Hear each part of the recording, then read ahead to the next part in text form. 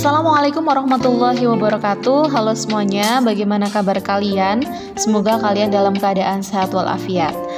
Di video kali ini kita akan belajar tentang kladogram.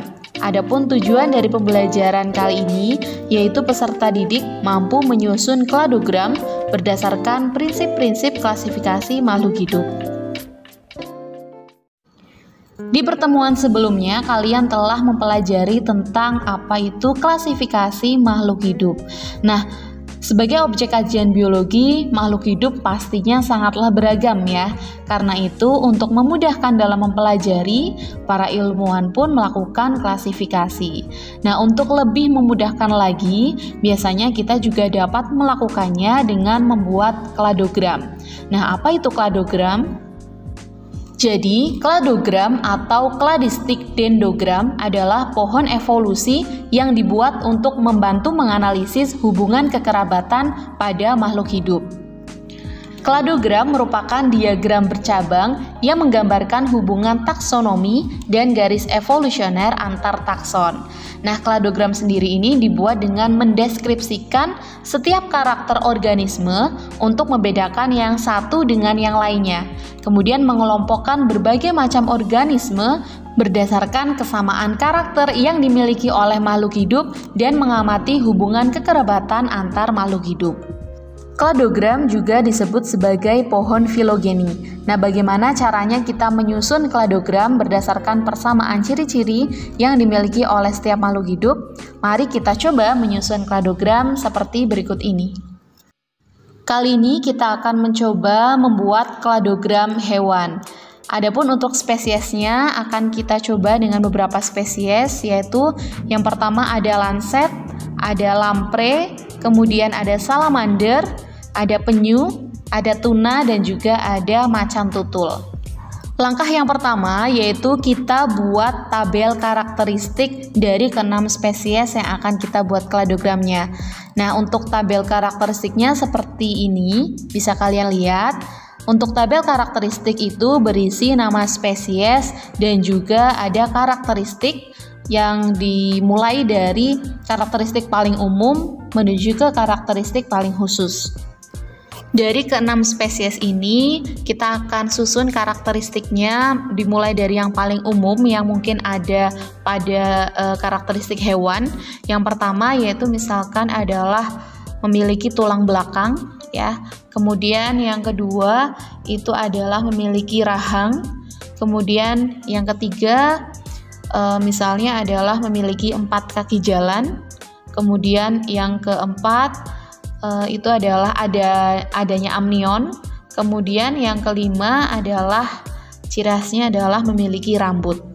Kemudian kita lihat dari ke-6 spesies itu apakah memiliki karakteristik seperti yang kita tuliskan atau tidak. Nah, untuk menandai bahwa setiap spesies itu memiliki karakteristik tersebut, kita bisa menggunakan misalkan angka 0 dan 1. Misalkan untuk angka 0 itu menandakan bahwa mengidentifikasi adanya ketidakhadiran karakter. Kemudian untuk angka 1 berarti mengidentifikasi kehadiran karakter tersebut.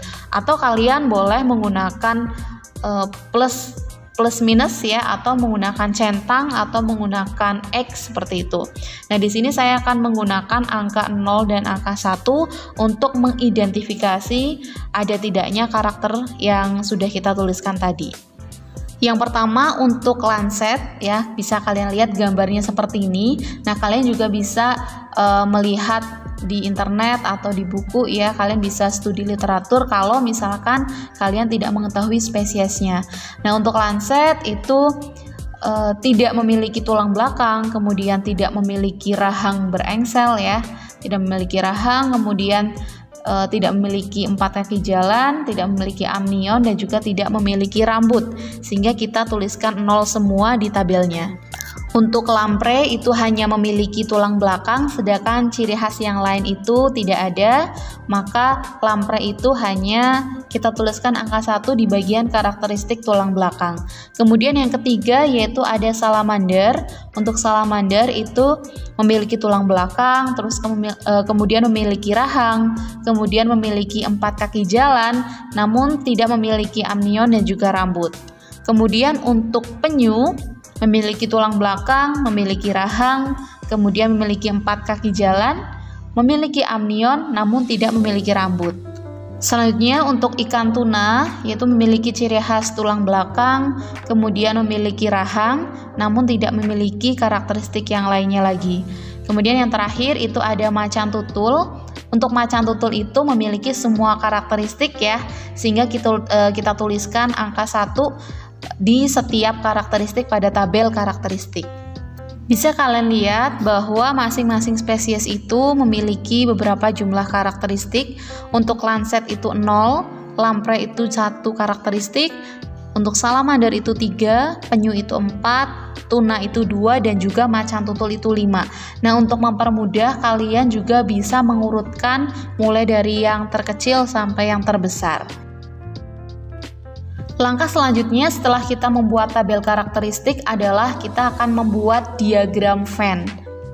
Nah, diagram Venn ini akan menggambarkan untuk lingkaran yang terluar itu adalah karakteristik yang paling umum, kemudian untuk lingkaran yang paling dalam ya, itu adalah karakteristik paling khusus. Nah, kita akan gambarkan diagram Venn seperti gambar berikut ini. Selanjutnya kita akan memasukkan karakteristik yang telah kita tentukan tadi ke diagram Venn. Mulai dari lingkaran paling luar itu adalah karakteristik paling umum, yaitu tulang belakang. Kemudian di dalamnya lagi ada rahang, di dalamnya lagi ada 4 kaki jalan, kemudian ada amnion dan juga ada rambut.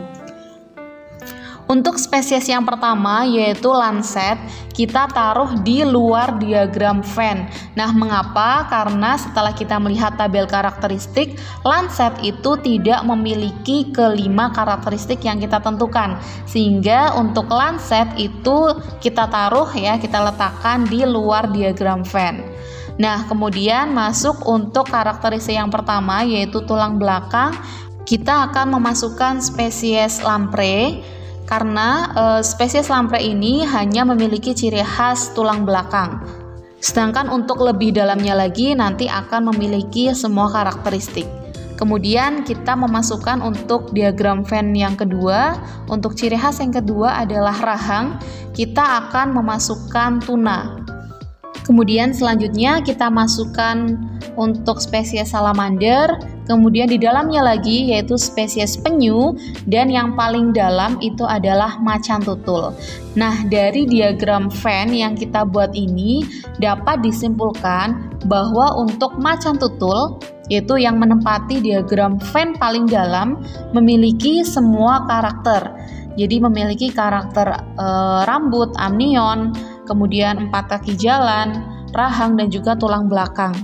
Sedangkan misalkan untuk penyu berarti memiliki 4 karakteristik yaitu tulang belakang, kemudian rahang, 4 kaki jalan, dan juga amnion.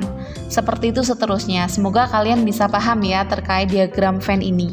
Kemudian langkah yang ketiga yang akan kita lakukan adalah menyusun kladogram.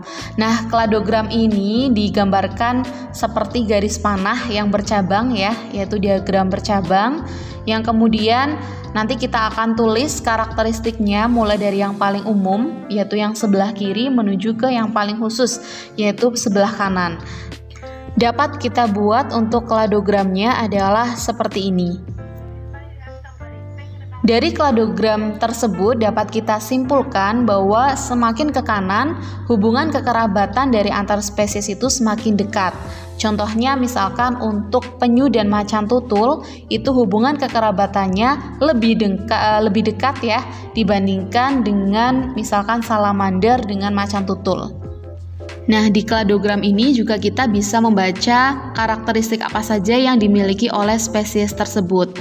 Seperti misalnya untuk lancet, kita taruh di bagian paling kiri dan tidak memiliki karakteristik ya. Dan kita dapat simpulkan bahwa lancet itu di luar grup atau tidak memiliki kelima karakteristik itu.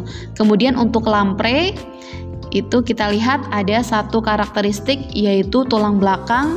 Kemudian untuk tuna itu ada 2 karakteristik yaitu memiliki rahang dan juga tulang belakang. Untuk salamander itu memiliki 3 karakteristik. dan begitu seterusnya.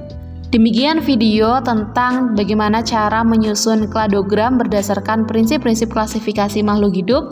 Semoga kalian bisa mempraktekannya dan semoga bermanfaat untuk kalian semuanya. Terima kasih yang sudah melihat video ini. Wassalamualaikum warahmatullahi wabarakatuh.